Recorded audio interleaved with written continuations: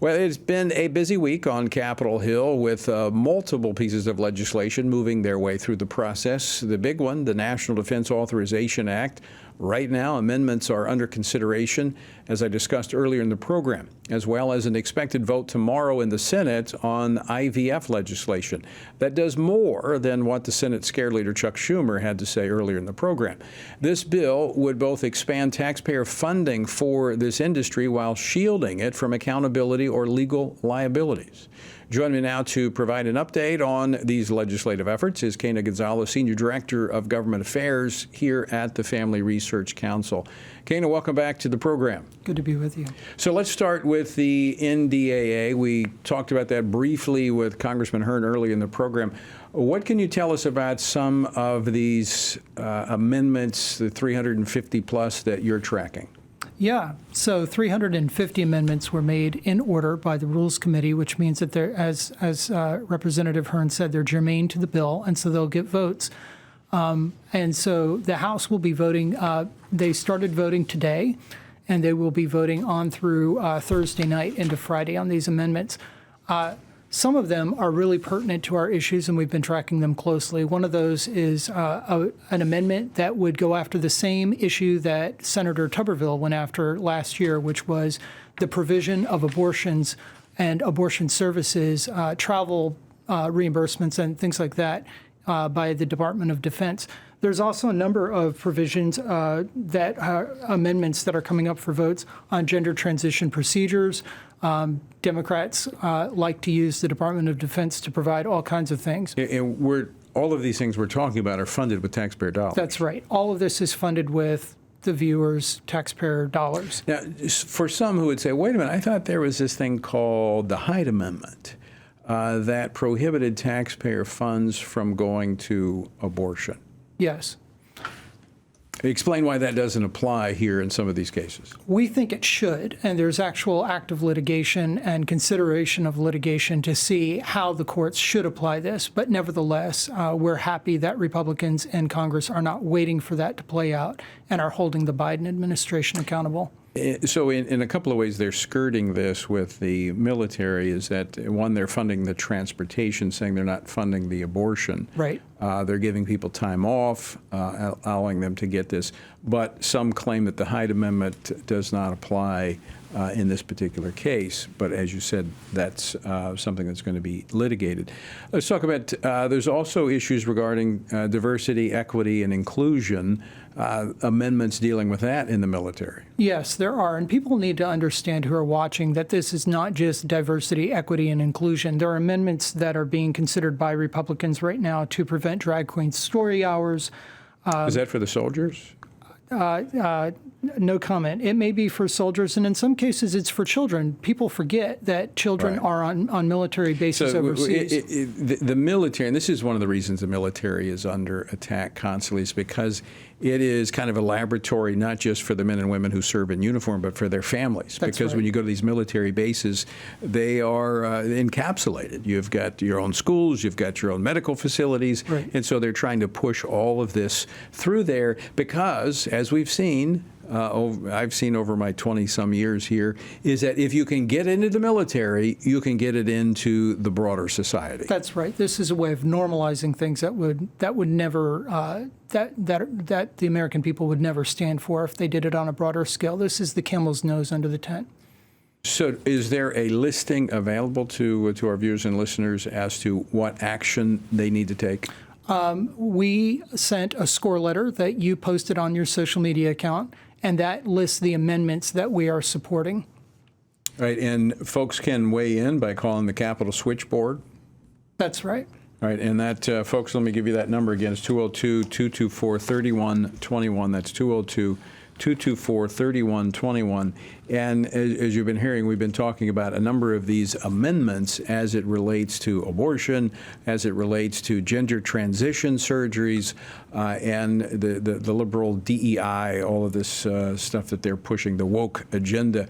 Just contact your member of Congress and tell them to have the military focus on its mission, and that is to fight and win America's wars. Anything else we missed on the NDAA? Well, I think it's important on the religious liberty front that to note that the Secretary of Defense forced out many chaplains because they refused to take the COVID shot, and there's an amendment pending on that as well to reinstate or restore their military service and back pay.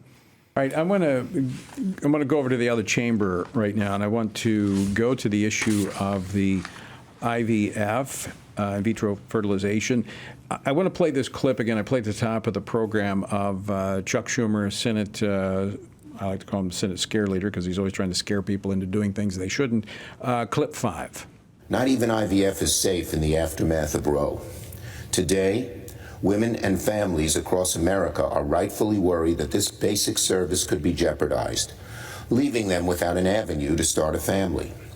So this week, the Senate will act to put these worries to rest and to protect the reproductive freedoms of Americans through legislation.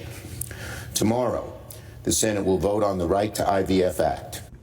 All right, let's talk about what is really in this bill and what it's all about. Yeah, this is actually a very expansive bill. It's over 60 pages long, and there's a lot of mischief hung up in it.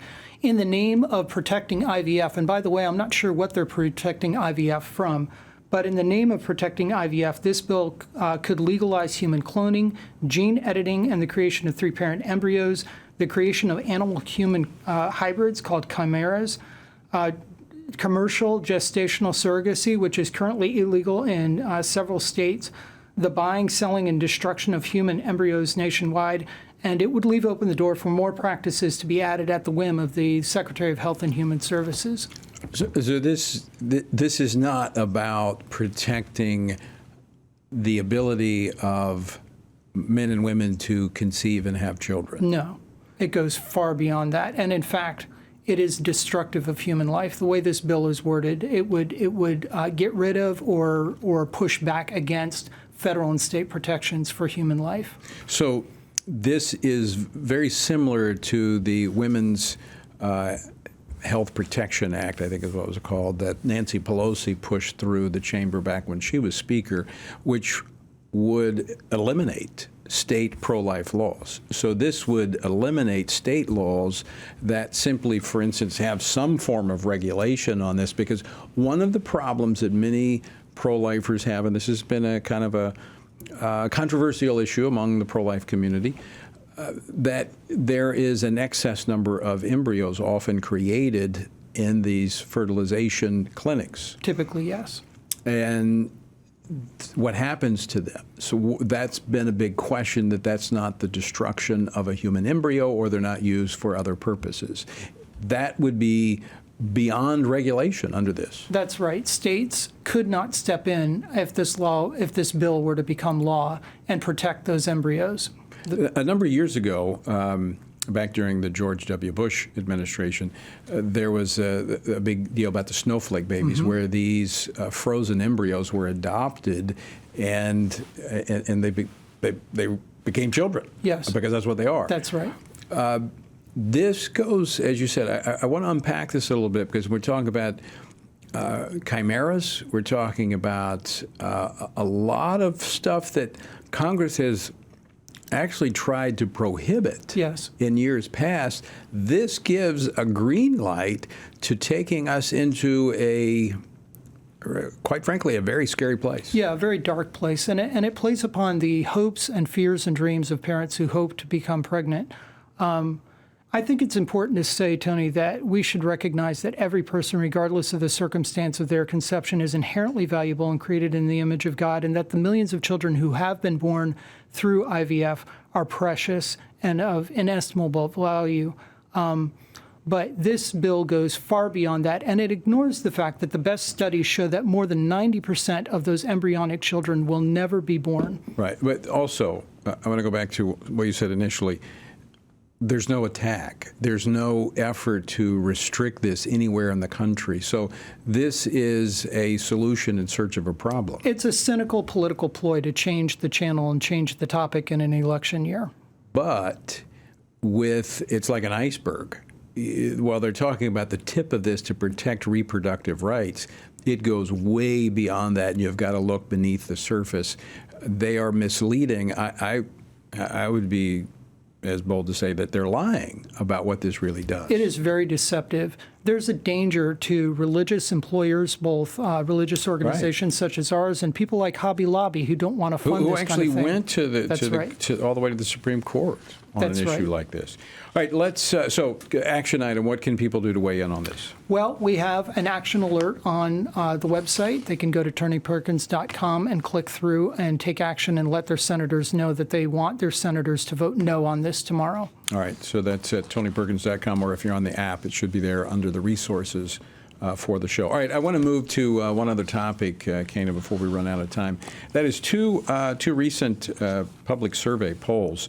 Gallup and Pew Research found some very interesting, had some interesting analysis on where Americans stand on social and economic issues. And I want to just quote from the Gallup study, one line in particular, which I think sums it all up. This is what the bottom line, I'm quoting from it.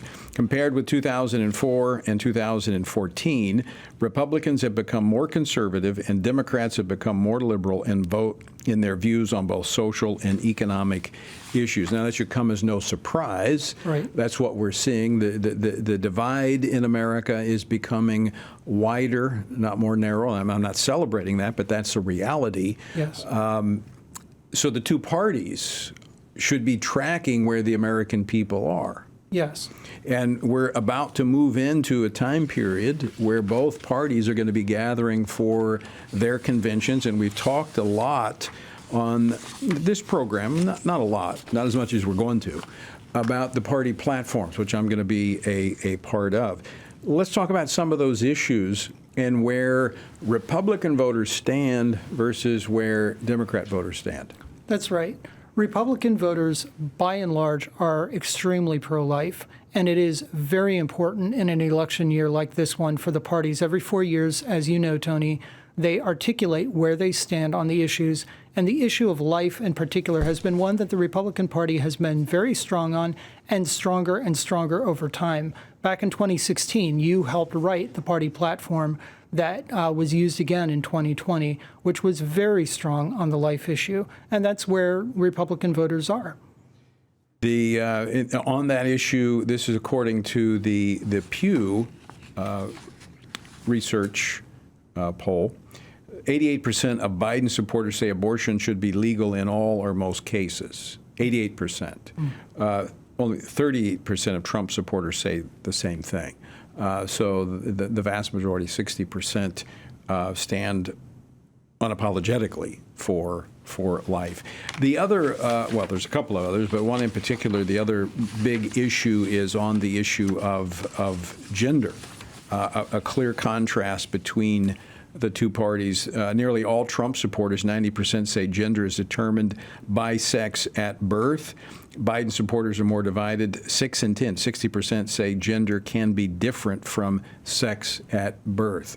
Man, how do you have a country that's so divided on such obvious issues? Such obvious issues, such as self-evident issues. The good news, Tony, is that other polling is showing that people are pulling back from the gender ideology, and an increasing share of voters are seeing the truth in this. And the parties are going to have to reflect that. That's why I think you're going to see the Democratic Party going further left, and hopefully the Republican Party will be solidifying its position on these issues. Quena, good to see you. We're out of time. Good to see you, Tony.